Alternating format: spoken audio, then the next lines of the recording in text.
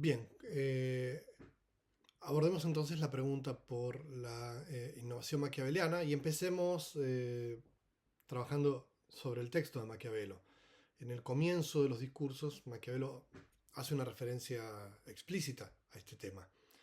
Cito: aunque por la natural envidia de los hombres haya sido siempre tan peligroso descubrir nuevos órdenes y modos como mares y tierras desconocidas, sin embargo, impulsado por el deseo natural que estuvo siempre en mí de actuar sin respeto alguno, según aquellas cosas que yo creo traen un común beneficio a cada uno, decidí entrar en una vía que, no habiendo sido transitada por nadie hasta ahora, si me podía traer fastidio y dificultades, podría también darme la estima de quienes consideren humanamente el fin de estas fatigas mías.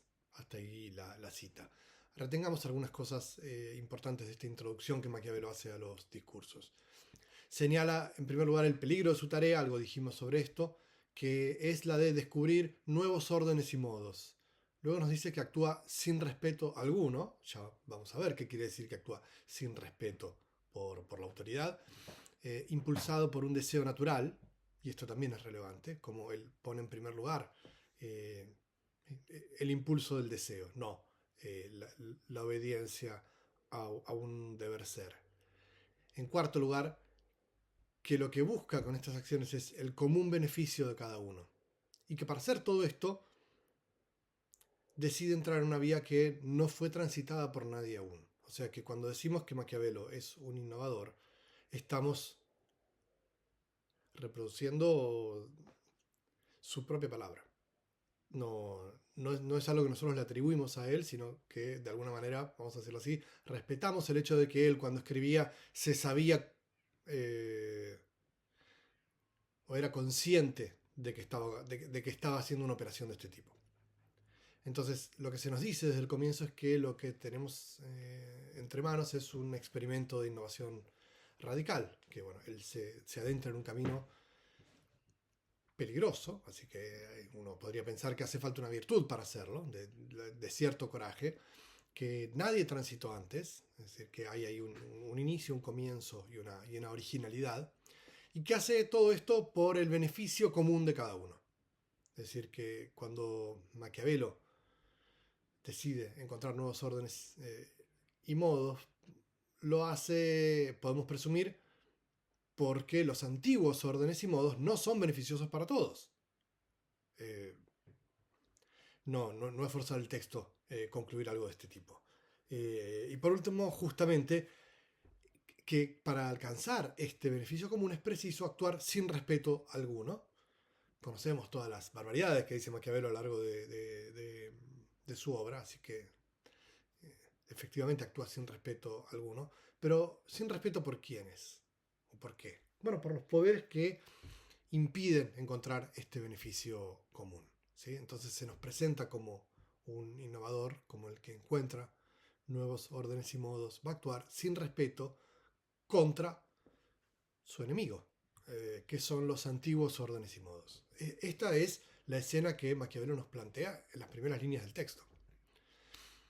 Yo voy a detenerme en un aspecto central de esta innovación que, como vemos, abarca toda su obra, que es la comprensión del conflicto social y político. Se suele asociar la innovación de Maquiavelo con la idea de que la ciudad es inherentemente conflictiva, ¿no? Que la ciudad está atravesada por la división social. ¿No? Hay grandes, hay pueblos, hay humores que no pueden componerse de manera armónica. Hay algo de verdad acá, pero me interesa ser un poco más preciso. Maquiavelo no es el primer autor que descubre que hay conflicto en la ciudad, que hay divisiones, que hay tensiones, que hay guerra civil. Todos los autores del pasado sabían esto. Tampoco es el primero que descubre que los hombres no son ángeles. ¿Qué es lo que hace de la obra y del pensamiento de Maquiavelo una innovación? Yo diría, lo que presenta como un argumento explícito por primera vez Maquiavelo es la idea no de que hay conflictividad en la ciudad, sino la idea de que la conflictividad no es un vicio, que la conflictividad no tiene que ser pensada desde el punto de vista de una perfección imaginaria, que no es algo que tiene que corregirse de acuerdo con un modelo de ciudad ideal, ¿En qué pensamos cuando decimos eso? En la ciudad de Dios de San Agustín, por ejemplo, en la la ciudad de la República de Platón, la ciudad fundada en la palabra de la República de Platón. Bajo ciertas condiciones, esta división de la ciudad puede ser una virtud. El conflicto, no cualquier conflicto, un conflicto muy particular entre los grandes, es decir, quienes quieren dominar, y el pueblo, quienes no quieren ser dominados, puede ser, si es canalizado políticamente, la fuente de la libertad humana y de la grandeza política. El conflicto no es lo que, al lacerar la unidad de la ciudad, complota contra su grandeza. Todo lo contrario. Movilizar los ánimos, movilizar los deseos, aún de manera tumultuosa, puede contribuir a la grandeza de la ciudad. Bueno, este argumento es presentado por primera vez de manera explícita por Maquiavelo. Lo que alimenta la grandeza no es la armonía ni la unidad, y aún hoy podemos escuchar los ecos de este discurso, ¿no? El discurso de la unidad y de un bien común que se concibe bajo el modelo de la homogeneidad y de la unidad, de la ausencia de conflicto, la armonía, etcétera, etcétera, etcétera. Maquiavelo, contra este discurso, que si en esta época todavía está presente, en su tiempo era prácticamente el único que pertenecía al orden del imaginable, y en ese mundo Maquiavelo innova porque dice otra cosa. Decía, es en ese mundo que Maquiavelo dice, no es la armonía ni la unidad la que alimenta la grandeza de las ciudades, es la división y el conflicto. La división no es algo que tiene que ser corregido bajo el modelo de una perfección ideal que viene desde afuera de la política, según la religión cristiana, de la revelación divina, es decir, de los cielos, según la filosofía política clásica, de un conocimiento de la naturaleza, ¿no? Un buen orden es un orden acorde a la naturaleza de las cosas. En los dos casos, la política es, en los hechos y en el pensamiento, regida por un principio exterior a la política. Algo que está por fuera y que trasciende a la política y que encarna un fin más elevado, ya sea una idea de naturaleza o una idea de un orden sobrenatural. Decía entonces, la división no es algo que tiene que ser corregido bajo el modelo de una perfección ideal que viene desde afuera de la política, sino la fuente de la libertad de la ciudad. En esto consiste la emancipación de la política de la que se habla cuando se habla de Maquiavelo. Veamos cómo se despliega esto en la lectura que Maquiavelo hace de la historia de Roma. Dijimos al comienzo de la clase la importancia que para el humanismo cívico tuvo en la época de Maquiavelo la recuperación de la idea de autogobierno, es decir, de un gobierno republicano. Pero ahora tenemos que formular una pregunta más específica.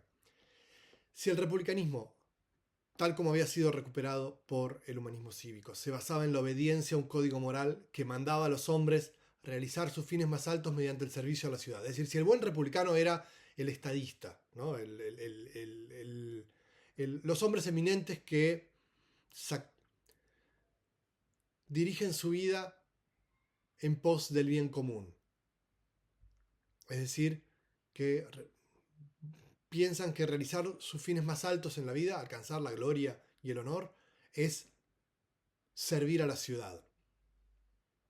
¿Puede Maquiavelo ser un exponente de esta variante del republicanismo una vez que dijimos que destruye los fundamentos de cualquier forma de moralidad, tanto religiosa como no religiosa? Bueno, yo voy a tratar de mostrar, a través del análisis que Maquiavelo despliega en los discursos, que si bien propone lo que parece ser una defensa de Roma y los ideales del humanismo cívico, esta defensa se basa en principios completamente distintos. Y a su vez que esto se debe a una comprensión de lo político que tiene Maquiavelo, que es muy distinta tanto de los autores cristianos como de los humanistas. ¿Sí? El texto, en su forma, parece un comentario de la historia de Roma de Tito Livio. Nosotros leyéndolo terminamos descubriendo que es mucho más que eso. Maquiavelo no escribe el libro para comentar la historia de Roma de Tito Livio. Hace otra cosa. Y ahora vamos a tratar de ver de qué se trata. Empecemos con uno de los temas fundamentales de la historia de Tito Livio que Maquiavelo va a recuperar, que es no ya la grandeza de Roma que nadie discute, sino las causas de la grandeza de Roma. Todos los humanistas dicen, admiramos la grandeza de Roma, tratemos de imitar a Roma. ¿Qué es para los humanistas imitar a Roma? Imitar las acciones de sus hombres eminentes, es decir, ser formados en las virtudes cívicas. ¿Qué es ser formado en las virtudes cívicas? Educar ciudadanos que se comporten como un estadista, ¿no? Que quieran ser un Escipión, un bruto. Maquiavelo se va a diferenciar de esta lectura de las causas de la grandeza de Roma. Y al hacerlo, empieza a hacer algo que yo mencioné al comienzo de la clase, que es tomar ese objeto de admiración, Roma, y no busca destruirlo, no busca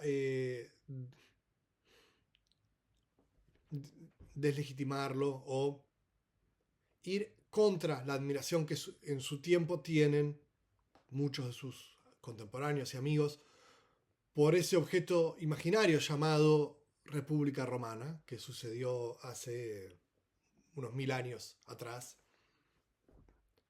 sino que hace otra cosa. Dice, ustedes quieren admirar Roma, eso está muy bien, hay virtud política en Roma, hay una enorme virtud política, simplemente lo que yo voy a hacer es modificar la comprensión de las causas que condujeron a la grandeza de Roma. Y al hacerlo, lo que voy a hacer es sustituir una comprensión de los asuntos políticos y de los asuntos humanos por otra. Ahora vamos a ver de manera más específica qué quiero decir con esto.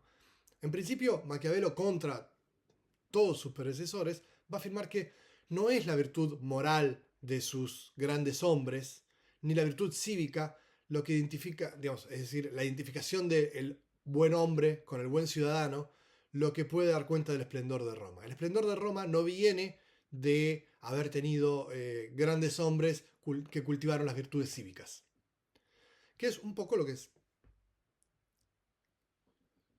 está en el fermento de ese republicanismo contemporáneo a Maquiavelo, ¿no? La admiración de esos próceres, podríamos decir.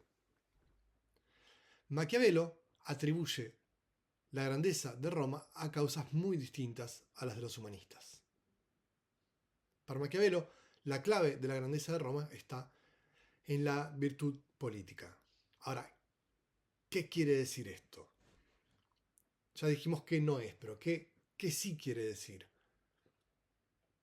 ¿Qué es virtud, una forma política virtuosa? Aquella capaz de sobreponerse a la fortuna, de durar en el tiempo.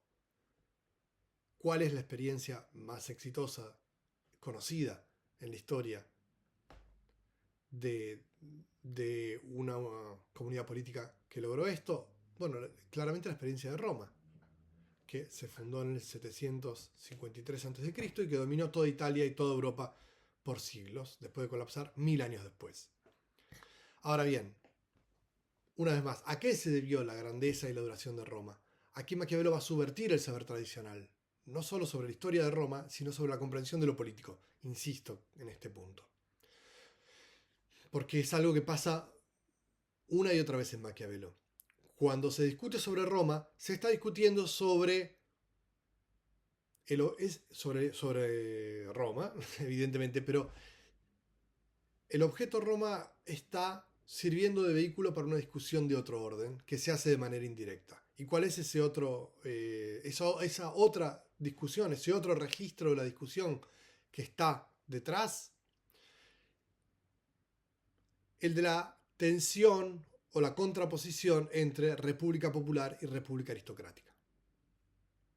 Y este es un tema privilegiado de los discursos, y de hecho la secuencia que va del capítulo 2 al capítulo 6 del libro 1 es una contraposición entre Roma por un lado y Esparta y Venecia por otro, repúblicas popular, repúblicas aristocráticas, en el que Maquiavelo va a terminar tomando partido por Roma. Pero veamos justamente un pasaje clave de esta inclinación de Maquiavelo por Roma. Pero quería, antes de entrar en esto, subrayar este punto. Cuando discutimos sobre Roma y Esparta, estamos discutiendo sobre el régimen político. Sobre un régimen político aristocrático, conservador,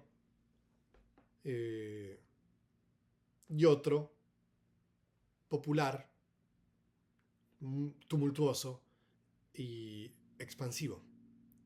Recuerdan que yo decía, es una secuencia que nos desplaza respecto de la comprensión del sentido de la adquisición en política. La secuencia que va del capítulo 2 al capítulo 6, tanto del principio como de discursos. Bueno, Roma es una república volcada hacia la adquisición. Y esto la hace superior a Esparta o a Venecia. Menciono una cosa más. Si en el pasado las repúblicas que se contraponen son Roma y Esparta, Maquiavelo agrega el ejemplo de Venecia como una república aristocrática contemporánea. Lo que no pone en ese cuadro de doble entrada, antiguos, contemporáneos, república aristocrática, república popular, el cuadrante que queda vacío es el de la república popular contemporánea. O sea, ¿cuál podría ser la república popular del tiempo de Maquiavelo? Bueno, hay una aspiración a que sea Florencia, pero tiene que hacer algunas cosas que Maquiavelo termina lamentándose que no hace. De hecho, las esperanzas en la República Popular estaban puestas en la figura de Piero Soderini, amigo de Maquiavelo, pero bueno, aún con los amigos podía ser bastante poco piadoso Maquiavelo. Cuando muere Piero Soderini, Maquiavelo le dedica un poema en el que básicamente no lo voy a citar, pero dice que cuando Piero Soderini llegó al infierno, le dice: ¿qué haces acá en el infierno, alma tonta? Andate al limbo a donde van los tibios. ¿Por qué? Porque lo que le reprocha Piero Soderini, Maquiavelo a Piero Soderini, es que, vamos a decirlo muy rápido, nunca se la terminó de jugar por la República Popular, que era jugársela por la República Popular, armar un ejército con el pueblo. Vamos a volver sobre esto, pero es una pequeña digresión, pero que me parece que puede ser de utilidad. Volvamos al hilo. Decía, ¿a qué se debe la grandeza de Roma? Parece que pospongo una y otra vez el punto, pero es un punto muy importante. Cito a Maquiavelo: yo digo que quienes condenan los tumultos entre los nobles y la plebe atacan lo que fue la causa principal de la libertad de Roma, y que se fijan más en los ruidos y gritos que nacían de esos tumultos que en los buenos efectos que produjeron. En toda república hay dos humores contrapuestos, el de los grandes y el pueblo, y todas las leyes que se hacen en pro de la libertad nacen de la desunión entre ambos. Entonces, no solo la ciudad, tal como es, no se adecúa a ningún criterio acerca de cómo debería ser, sino que esto, en vez de ser un defecto, constituye la fuente de la libertad y de la potencia de la ciudad. Sí, así como Maquiavelo se ocupa de cómo los hombres son y no de cómo deberían ser, se ocupa de las ciudades como son y no de cómo deberían ser. ¿Cómo son las ciudades? Las comunidades humanas en general son espacios divididos y atravesados por un conflicto muy particular, el que se da entre quienes quieren dominar, los grandes, los aristócratas, los nobles, y quienes quieren no ser dominados, el pueblo. Por lo tanto, vemos desde el comienzo que es un conflicto que no tiene solución. O sea, cada deseo, vamos a detenernos en la forma de este conflicto. Hay dos deseos, cada uno de esos deseos es la negación del otro. Para dominar es necesario negar el deseo de no ser dominado, para no ser dominado es necesario negar el deseo de dominar. Pero a la vez, cada uno de esos deseos está dirigido hacia el otro. El deseo de dominar es el deseo de dominar a otro, y el deseo de no ser dominado es el de no ser dominado por otro. Entonces, yo diría, lo que se anuda ahí es una especie de lazo que no puede deshacerse, pero que no puede componerse de manera armónica tampoco.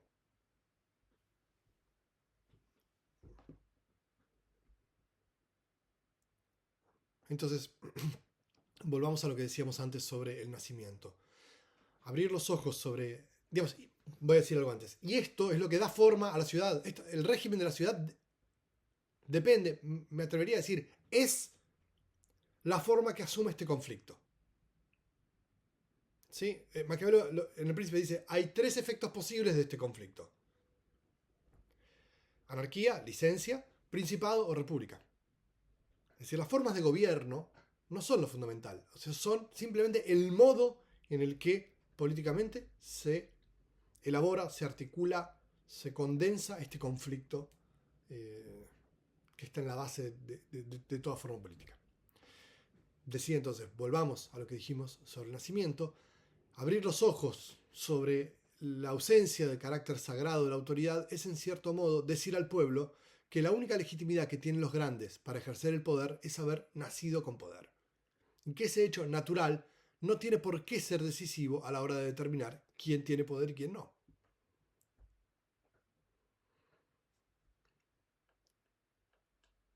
La división social, entonces, es propia del orden político. Y no solo no conduce a la disolución y a la anarquía, sino que bajo ciertas condiciones puede dar origen a las buenas leyes y a la libertad. ¿Sí? Entonces, pongamos atención al movimiento de la argumentación. Maquiavelo busca convencernos a nosotros, lectores, que si admiramos los efectos, debemos admirar las causas.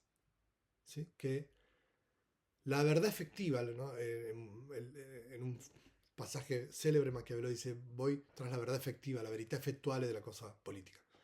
La verdad efectiva de la cosa política, las causas de la grandeza, son muy diferentes de las que los escritores antiguos y los humanistas contemporáneos piensan, y son mucho menos agradables de lo que ellos piensan. El origen y la causa de la libertad y la grandeza que todos admiran no es el orden, la virtud, la armonía y la unidad. ¿No? La grandeza de Roma, de la Roma republicana, se encuentra en la desunión, en el conflicto, en un combate entre deseos contrapuestos que no tiene solución ni satisfacción última posible. Pero entonces, la grandeza de Roma, insisto, no tiene por causa la virtud de sus hombres eminentes, la grandeza de sus estadistas, sino la apertura al conflicto, la admisión del carácter dividido de los deseos de la comunidad.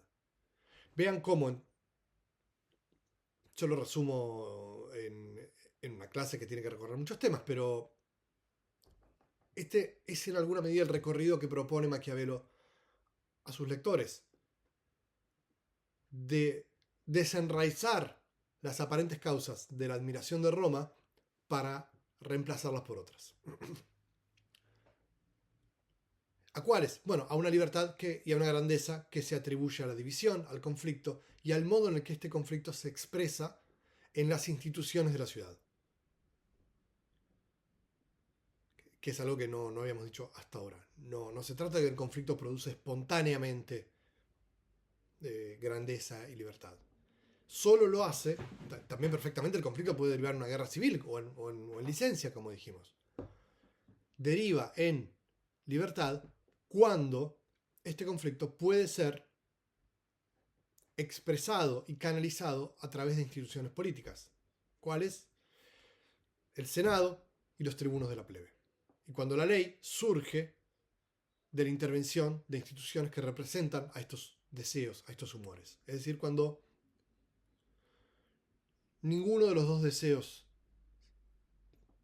se cumple plenamente, pero ninguno es frustrado tampoco plenamente. Entonces, el conflicto que atraviesa la ciudad no es cualquier conflicto de intereses. Acá no estamos hablando simplemente de que hay diferencias humanas y hay personas con diferentes perspectivas y todas son igualmente válidas y legítimas. Acá hay un conflicto muy particular que es eminentemente político y que atañe a la cuestión de quién gobierna y quién es gobernado. Se trata de un conflicto que tiene en el centro dos cuestiones centrales de la experiencia de la vida humana: el deseo y el poder. no, uno podría decir, parece la propaganda de una telenovela no particularmente buena, pero al fin y al cabo eh, casi lo mismo podríamos decir de República, ¿no? Son los elementos o los problemas que encontramos en estos textos cuando los perseguimos con suficiente atención. Entonces,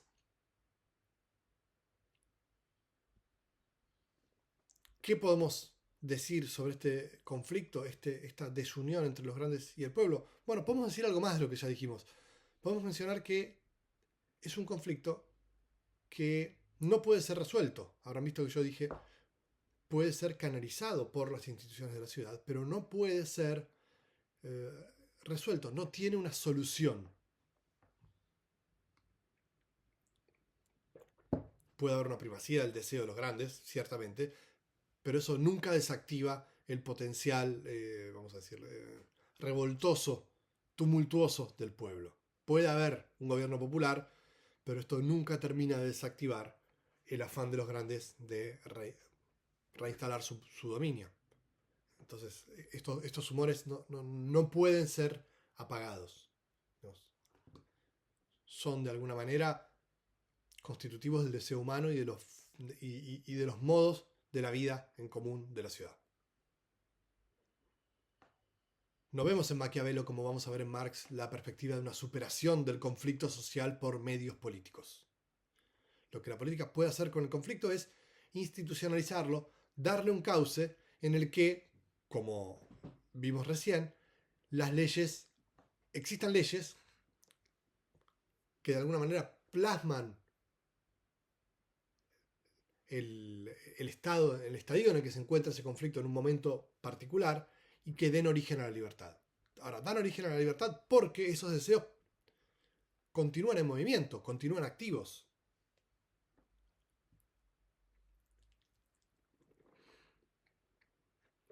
Ahora, esta libertad, como vimos, no satisface ningún deseo plenamente, pero no frustra ningún deseo plenamente. ¿Qué es lo que no existe en el horizonte de posibilidades acá? La armonía entre los deseos, la composición perfecta entre los deseos. La idea de que puede en algún momento, por vía de la técnica, por vía de la economía o por vía de la transformación del alma, haber suficiente para todos. Que todos estemos satisfechos con lo que tenemos, con lo que queremos y con el lugar que ocupamos en el mundo. Bueno, eso no es algo que sea políticamente sensato pensar. Eso es lo que hacen los moralistas de todo tipo. Pensar que una transformación de la alma humana puede resolver el conflicto político. Bueno, Maquiavelo no se hace ninguna ilusión sobre la posibilidad de la transmutación del alma humana. Ni política, ni espiritual, ni técnica. ¿No? Ni por vía de la abundancia, ni por vía de la disolución del lazo de dominación, ni por vía del encuentro de la salvación colectiva. Nada de todo eso es especialmente relevante para Maquiavelo. Habitamos un mundo que está compuesto por hombres que se mueven por el deseo. Y el deseo es siempre desmesurado. No, es siempre ruptura de la medida.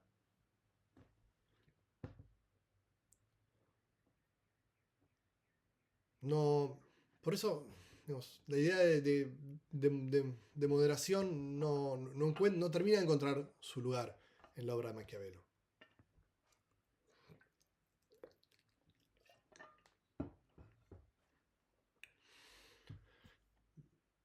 Volvamos entonces a lo que decíamos recién.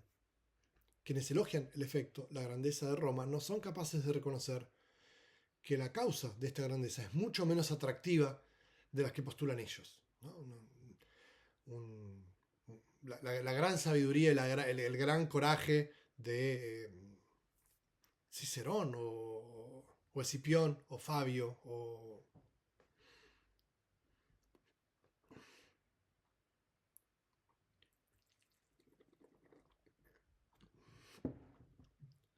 La causa, decía, perdón, es mucho más, bueno, mucho menos atractiva, decía. Es la división social y los conflictos que atraviesan siempre a todas las ciudades. En los discursos se habla de Roma, pero en El Príncipe, en el capítulo 9, se afirma que esta división es inherente a la vida política. ¿Cómo se transmita esta división? Bueno, Maquiavelo nos lo muestra a través de ejemplos. Parece que está hablando de Esparta, que está hablando de Roma, y hace una suerte de examen de las ventajas y desventajas de las repúblicas aristocráticas y populares. El camino, como suele pasar con Maquiavelo, tiene rodeos, pero finalmente hacia el capítulo 5 y 6 del libro 1 se termina afirmando la superioridad de Roma. Ahora, ¿cuál es el criterio para decidir por Roma antes que Esparta y por la República Popular frente a la República Aristocrática? La virtud, no puede ser otro. ¿Dónde hay, ahora esto no es decir mucho todavía, tenemos que decir algo más, ¿dónde hay más virtud? Donde mayor capacidad encontramos de sobreponernos a los avatares de la fortuna. ¿Y qué es fortuna para una ciudad? Ser sometida a un poder extranjero o caer presa de la propia corrupción. Virtud es todo lo que la ciudad... Recordemos la idea original de autogobierno del republicanismo. Una ciudad virtuosa es una ciudad que se gobierna a sí misma. Es decir, que no es gobernada por otra o por otro poder. Eso es fortuna. Lo que le sucede a una unidad política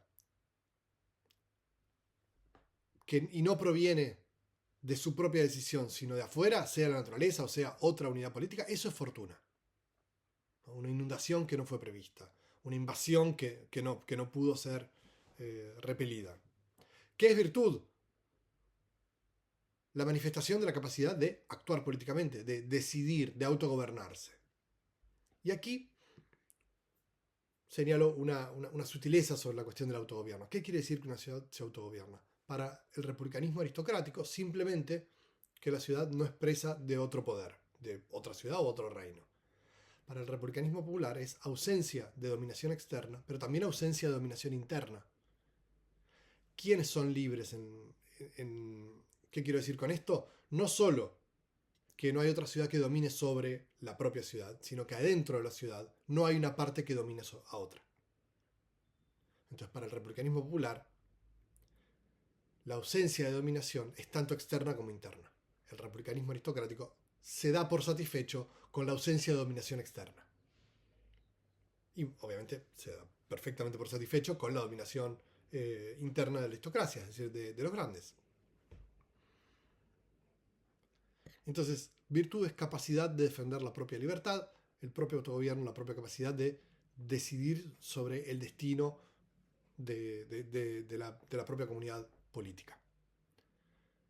Cito extensamente a Maquiavelo.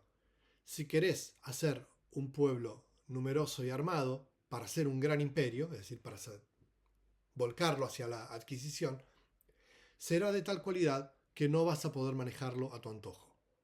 Si lo mantenés pequeño y desarmado para poder manejarlo, si conquistas un territorio, no lo vas a poder mantener. Podía Roma, como Esparta, nombrar un príncipe de por vida y hacer un senado pequeño, pero no podía no aumentar el número de ciudadanos si quería hacer un gran imperio. Si alguno quisiera, por tanto, ordenar una república de nuevo, debería examinar si quiere ampliarse como Roma y dar lugar a los tumultos y a los disensos, porque sin un gran número de hombres y bien armados, nunca una república podrá crecer, o si crece, mantenerse. Entonces, ¿cuál es la clave de la potencia política de Roma? Haber armado al pueblo. Y haber armado al pueblo quiere decir haberle dado también peso militar y peso político. Notemos que de lo que se trata es de alcanzar un gran imperio y mantenerlo, y de los mejores medios para ese fin. ¿Sí? Acá no, la cuestión de la virtud en sentido clásico está ausente en la argumentación de Maquiavelo. Es en base a este argumento que Maquiavelo se inclina por la república tumultuosa, que se alimenta de la vivacidad de los conflictos sociales. Otra cosa a destacar del argumento popular de Maquiavelo es que no es un argumento favorable al pueblo en virtud de su bondad. No es que Maquiavelo está diciendo hay que apoyarse en el pueblo porque el pueblo es bueno, hay una virtud del pueblo. No, no, nuevamente, el argumento es mucho más de eficacia política. Quien no arma al pueblo es más débil, está mucho más expuesto a la fortuna. Mucho más expuesto que quien tiene un pueblo armado. ¿Por qué? Porque un pueblo armado que lucha por su propia libertad y por la libertad de su familia y sus seres queridos, actúa en el interés de la República, actuando simultáneamente en su propio interés. El soldado que defiende a su patria está defendiendo a los suyos. ¿Qué es lo que está diciendo Maquiavelo? No hace falta educar en la virtud para sacrificar el interés particular en pos del bien común. Hay que hacer algo distinto. Crear instituciones que hagan coincidir el interés particular y el interés general. Y que hagan, no a través de la educación moral de los ciudadanos, sino a través de la inteligencia en el orden institucional del régimen, decía, que hagan que los ciudadanos, para defender su propio interés, defiendan el de la República. O que cuando defienden el interés de la República, estén defendiendo simultáneamente su propio interés. Hacer coincidir interés particular e interés general. No aceptar que están separados y que hay que sacrificar uno por el otro. Me quiero decir, no, eso, no hay ninguna chance de que eso tenga éxito. Hacer reposar la virtud y la salud de un régimen en las virtudes personales de las personas. Bueno, no hay manera. Aún si se logra en algún momento que eso se mantenga en el tiempo, es no imposible, pero es mucho menos probable que hacer lo que hizo Roma. Lo que estuvo a raya de los excesos y forzó a ser más virtuosos a grandes y pueblos, es que ninguno pudo desplegar plenamente su deseo. Que hubo algo que los mantuvo a raya, que eran el deseo de los otros. Entonces, ¿qué es lo que hace falta para la grandeza de la República? Decíamos, hacer coincidir interés particular e interés general. Y esto tiene un ejemplo fundamental, que es el de, como adelantábamos, el del ejército. Maquiavelo, se sabe, es un enemigo de los ejércitos mercenarios, porque efectivamente en los ejércitos mercenarios se corrompe la política y se pierde esa coincidencia entre el interés propio y el interés común. ¿No? Ustedes leen a Maquiavelo y está lleno de ejemplos de ejércitos mercenarios que llegan a una ciudad, la sitian y los de la ciudad que tenían que atacar les ofrecen más plata, se dan vuelta y van a atacar a la ciudad que los mandó, por dar solo un ejemplo. Entonces, no, eso es una política corrompida en un sentido maquiaveliano, no en un sentido moral, sino en el sentido de que ahí no hay una gran política. ¿No? Ahora, para tener un gran imperio, para adquirir, hace falta un ejército popular. Ahora, esto va a permitir a la ciudad hacer frente a los enemigos y a la corrupción del tiempo mejor que un orden basado en la educación moral. Pero ¿qué hace falta para que este ejército funcione como Maquiavelo pretende que funcione? Participación política. Digamos de otra manera, sería totalmente insensato armar al pueblo y pretender excluirlo de la autoridad política. Es necesario que ese pueblo, además de estar armado, tenga voz en la vida de la República. La institución clave para esto son los tribunos de la plebe. Para que haya ejército popular debe haber tribunos de la plebe. De nuevo, esto no sucede de manera pacífica en la historia de Roma, sino mediante, Maquiavelo dice, mediante cierto azar. No fue fundada de esta manera. Roma comienza como una monarquía de los tarquinos. que comienza bastante bien y termina con Tarquino el Soberbio. Ya con el nombre con el que pasó la historia nos damos cuenta de que eso no terminó bien. Y de hecho, cuando son echados los tarquinos de Roma, la palabra rey se vuelve una palabra maldita. Roma es una ciudad cuya identidad está constituida sobre, vamos a decirlo así, el antimonarquismo. Cuando se vuelve a concentrar el poder en uno, de hecho, no se le, aún cuando eso sucede, primero en las manos de César y luego de manera definitiva en las manos de Octavio Augusto, eh, se lo llama César, pero no podía haber, Roma era una ciudad en la que no podía haber un rey. Entonces, menciono con relativa brevedad esto. En el comienzo de los discursos, Maquiavelo dice, bueno, ¿cuál es el camino de accidentes que lleva a Roma? ¿No? Algo distinto a Esparta, donde Licurgo da las leyes de una vez y para siempre. Roma es una ciudad abierta, mucho más abierta a la contingencia de la historia. ¿No?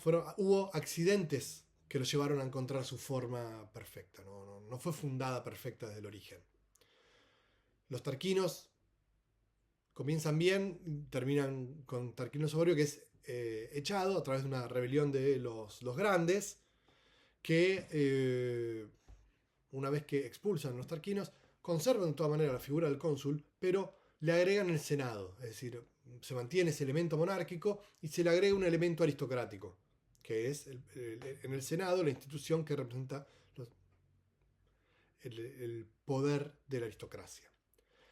Aristocracia que en principio, cuando había peligro de que volvieran los tarquinos, se mantiene a raya, pero que una vez que ese peligro desaparece, empieza a volverse también ella soberbia y empieza a abusar de su poder, sobre todo contra el pueblo. Y ahí es la rebelión del pueblo la que instituye de vuelta, sin destruir el principio monárquico del cónsul, de los cónsules, porque eran dos, no uno, y del Senado, a los tribunos de la plebe. Entonces lo que tenemos ahí es una república mixta, en la que hay un elemento popular, un elemento aristocrático y un elemento que podríamos llamar monárquico. Ahora, vean la versión que tenían los romanos a la concentración del poder en uno, que ponen dos cónsules. Esta historia, que es la historia del conflicto social, se va plasmando en instituciones. Y a lo que se llega es un régimen mixto, que de todas maneras tiene muy poco que ver con el régimen mixto de Aristóteles. ¿Sí? Esta idea de régimen mixto, en la que los diferentes humores se tienen a raya unos a otros mediante un conflicto que no se puede resolver, es también, vamos a decirlo así, una primera formulación del argumento en favor de la división de poderes que vamos a encontrar en Montesquieu más adelante. ¿Sí? Pero esta república, entendida como régimen mixto, está asentada en una conflictividad social que no desaparece, que no se apaga nunca, y en este sentido tiene muy poco que ver con el modelo aristotélico. Ahora bien, ¿cómo puede Roma, que cayó hace 1000 años, ser el modelo de un nuevo régimen político? Y acá voy a retomar algo que dije previamente. La respuesta es que lo que nos aporta la novedad es la comprensión de las causas de la grandeza. Si admitimos la explicación de Maquiavelo, es decir, si recorremos el texto y eso de alguna manera nos transforma, aceptamos que la grandeza de Roma se debe a los tumultos entre pueblo y grandes y a la institución política de esa discordia, entonces la intención de imitar el modelo romano ya es algo completamente distinto. Quienes fueron afectados por la pedagogía maquiaveliana ya no van a querer educar grandes hombres virtuosos en el sentido ciceroniano. Van a querer hacer otra cosa: institucionalizar políticamente el conflicto social y crear un ejército. Y no asustarse cuando ven que hay tumultos en la ciudad. Y decir, bueno, acá es necesario, es decir, desapegarse un poco, desenraizar sus prejuicios más conservadores. Entonces, para ir concluyendo, digamos que terminamos este recorrido diciendo, sí, Maquiavelo es un republicano, podemos leer la obra de Maquiavelo como un esfuerzo por hacer de la libertad y el autogobierno el principio que funda la comunidad política, y ahí podríamos decir, habla un lenguaje que es familiar a los republicanos de la época, y sin embargo se diferencia de ellos en que esta libertad es asociada a la división social en humores y a la canalización mediante humores de esta pluralidad. Es decir, a la comprensión del régimen político como un espacio en el que, vamos a ponerlo en esta fórmula, es posible dar un orden legal a la ciudad en el que la conflictividad y la ley sean compatibles. Y en el que esta dinámica sea el fundamento de la libertad. Luego vamos a ver otras teorías, por ejemplo la de Hobbes, que excluyen completamente estos dos elementos. ¿Sí? Para que haya ley debe haber ausencia de conflictividad, y cuando hay conflicto no puede haber ley. En Maquiavelo, cuando decimos Maquiavelo es un republicano moderno, estamos diciendo, está queriendo pensar el régimen como una configuración social en la que estos dos elementos, conflicto y ley, deseo y orden, pueden articularse. Y que al hacerlo, vamos a decirlo así, dan respuesta a la que uno podría llamar uno de los desafíos que tiene la teoría política desde sus orígenes, que es cómo dar origen a un orden que no sea una tiranía, en el que sea posible una libertad que no sea licencia. La respuesta de Maquiavelo es a través de la República Popular, o tumultuosa, como quieran llamarla, que es un régimen mixto. Por esto, tenemos que decir que Maquiavelo es un republicano, pero tenemos que decir que es el primer republicano moderno, porque su ideal de libertad está apoyado en un principio que no es exterior a la ciudad, que no es exterior al hombre. ¿Sí? Su ideal de libertad no está apoyado ni en los dioses, ni en la naturaleza, ni en los ideales de la virtud cívica. No apoya la pretensión de libertad en algo que los hombres o las ciudades deben ser, ¿no? La ciudad ideal, el hombre ideal. No se piensa en estos términos. Maquiavelo apoya su concepción de la libertad y del régimen libre en los hombres tal como son. ¿Sí? Por esto, la República Popular no realiza un ideal de los hombres. Hace algo muy distinto. Podríamos decirlo de esta manera. Satisface, pero solo parcialmente, un deseo de los hombres. Y por lo tanto, uno podría decir, encontramos al final lo que teníamos en el principio, ¿no? Ese movimiento que va del deber ser al ser. No estamos persiguiendo un ideal, sino de alguna manera satisfaciendo un deseo. Y empezamos con este movimiento y bueno, terminamos también con él. Con esto yo concluyo el teórico. Vamos a tener ocasión en las clases presenciales, eventualmente, y en los repasos para discutir sobre esto, ya que no lo podemos hacer en la clase misma. Bueno, y espero que podamos retomar pronto la cursada de manera más o menos normal. Los saludo.